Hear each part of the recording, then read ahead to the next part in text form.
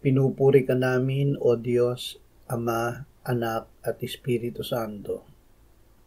Salamat, Ama, na ibinigay mo sa amin si Jesus na iyong anak, na namatay para sa aming kasalanan, iyong muling binuhay, iniakyat at iniluklok sa iyong kanan sa langit.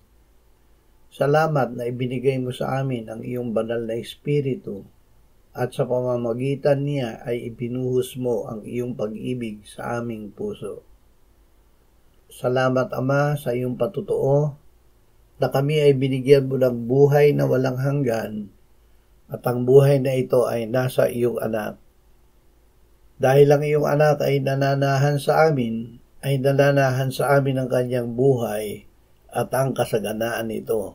Amen.